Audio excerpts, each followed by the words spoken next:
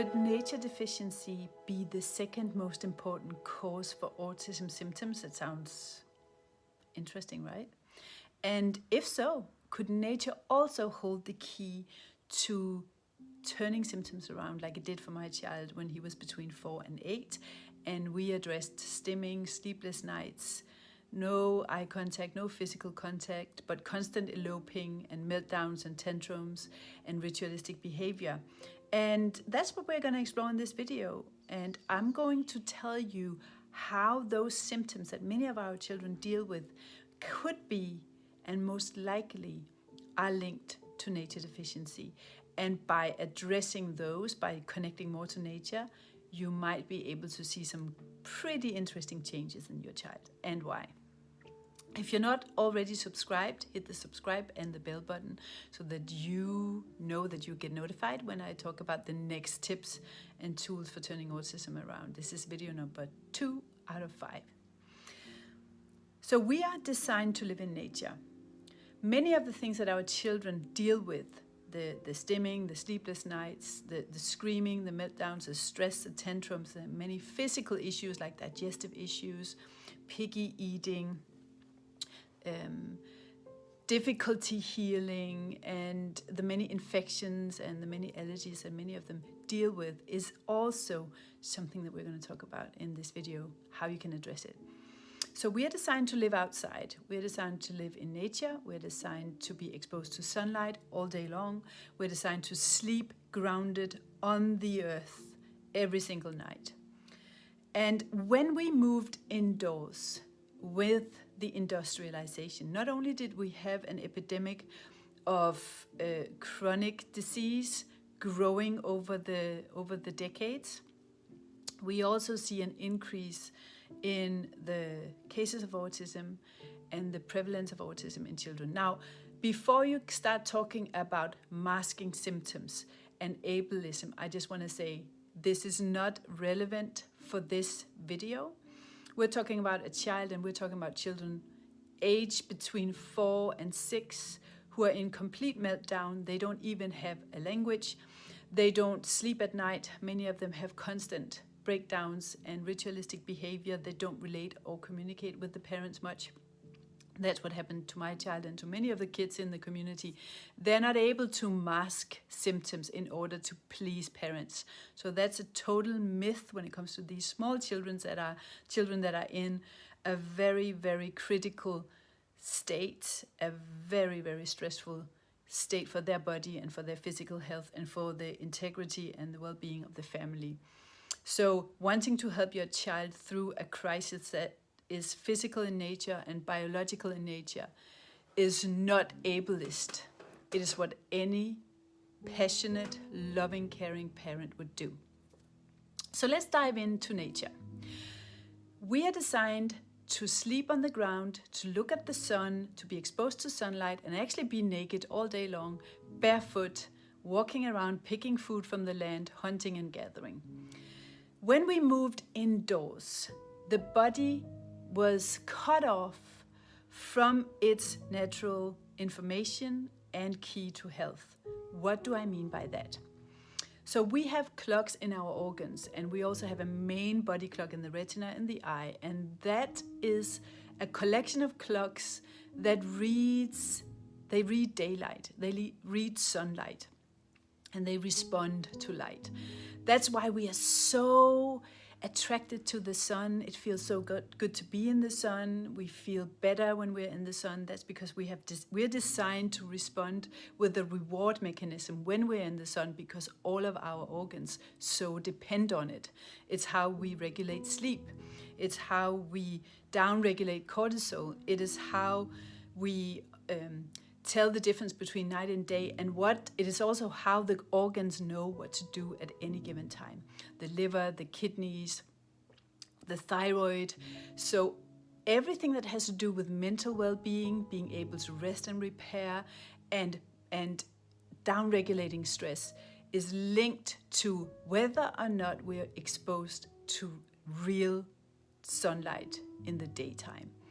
So As an example, the red light that we see when the sun sets in the evening tells the body to produce the sleep hormone melatonin and to downregulate cortisol, the stress hormone that we use in the daytime to go out and fight and flight and do things. But because our children are so much indoors, looking at screens, looking at television, exposed to LED lights, and the body then thinks that it's daylight all the time and it's not exposed to the different spectrums of the light, the organs do not know what to do. The body thinks it's daylight and it needs to produce cortisol all the time. It doesn't get a chance to wind down and do what it needs to do at the different times of day and night.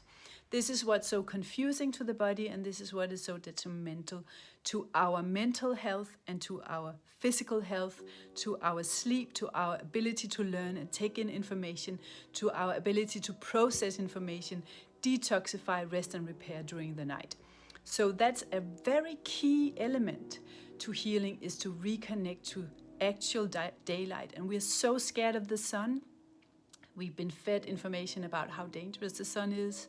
So not only are children living their life indoors in a zoo cage-like situation, they are also not allowed to feel the sun on the skin, and they are just covered in sunscreen or sun protective clothing or sunglasses.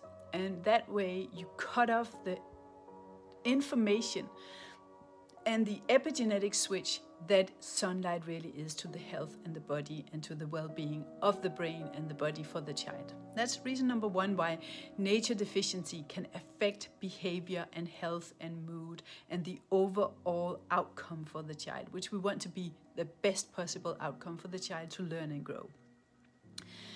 Reason number two why nature deficiency might be a root cause for some of the symptoms that your child is experiencing is lack of grounding.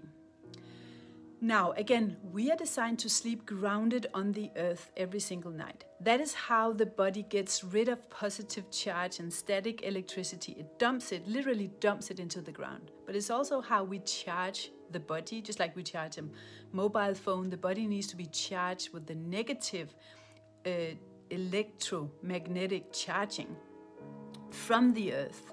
And the only way we can do that is by walking barefoot or sleeping grounded on a grounding sheet, because we are designed to sleep grounded. That is how we repair. That is how the body deals with free radicals. That's how the body repairs. That's how the body deals with inflammation and pain.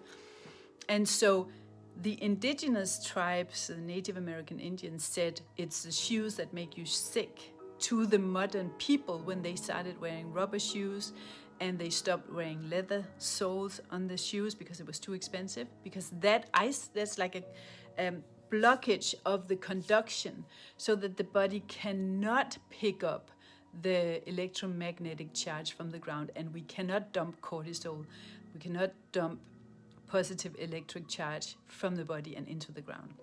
So it causes all kinds of health issues. And there's so much science pointing towards that. If you go to my website, barefootautismwarriors.com, and you Google grounding and barefootautismwarriors.com, you'll find a grounding guide. You can also go to my free resources and find it there. And that's where I have lined up all the research and all the links and all the science behind this. But grounding is a massive key to healing for children. If you go and check out the testimonial blog, I'll also link to all of that below, from Stacy, in my compilation of testimonials and transformations, so autism turnaround transformations from other moms who've done the same thing as I did when I took my children from the city into nature. We went from being indoors, doing ABA therapy and occupational therapy and all the coping mechanisms that we do to deal with the symptoms that are actually wake-up calls, messengers from these kids and from their bodies saying, we cannot heal indoors, we cannot thrive indoors, we cannot learn indoors, we cannot cope indoors. These children are messengers for the whole population, the whole of humanity, that the way that we live indoors like zoo animals is not what we are designed to do. And that's why we are not feeling good. That's why we are unhealthy. That's why we can't learn. And so in those testimonials, you can find a story from Stacy, Her child was nonverbal, and his first words were, "Take your shoes off, mama, and find the sun." That was his first words when she started doing this.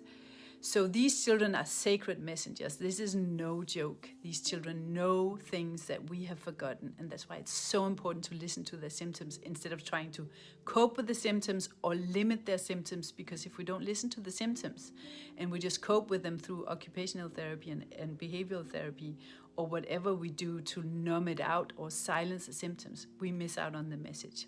Last thing I want to say about the underlying causes and messages behind autism and nature being the key to healing and the root cause of the symptoms is that we are also designed to be exposed to bacteria in the ground. We are designed to find our food in the dirt. We are designed to actually eat dirt when we dig up vegetables in a garden, when we eat off the land, when we eat with our fingers in a tribe surrounded by animals and other tribe members. We are used to being exposed to bacteria and virus and parasites to educate our immune system to actually be able to combat the enemies and protect our tissue and our health. But because we are so afraid of bacteria, because we are never digging in the ground, because we are never outside playing in mud baths anymore, because children live their life indoors with shoes on, ungrounded, from morning to night, the immune system is impaired. And when the immune system is impaired, we see more infections, we see more resistant bacteria, we see stealth infections, we see PANS and PANDAS, we see neuroinflammation, but we also see a confused immune system that starts attacking our own tissue. That can be anything from the brain, from the cerebellum in the brain. The immune system starts breaking down own tissue because it can no longer tell the difference between friend and foe. And if it starts attacking the cerebellum, because this impaired contact with virus and bacteria and our fear of earth and dirt, but also because of our lifestyle, because of toxins, because of pesticides, because of GMO, because of chlorine, because of fluoride in the water, because of chemicals in our products and in our cleaning agents and in environments, our immune system is so impaired and so weak and so confused that it starts attacking own tissue. If it attacks the cerebellum is the main communicator. This like the junction box that tells the body about how to have social skills, emotional control, take in learning and organize learning and hardwire skills. So our children can't do that because of that immune system deficiency. And the frequency of nature is the frequency of peace. And if the children are not exposed to trees and birds and silence and the frequency of nature, which is what the nervous system is calibrated to respond to be peaceful in, we can't calm down, we cannot have a healthy detoxification system, a healthy immune system, a healthy digestion if we're in constant fight and flight, which we are because of nature deficiency and lack of the frequency and peace and wisdom and healing capacity of nature.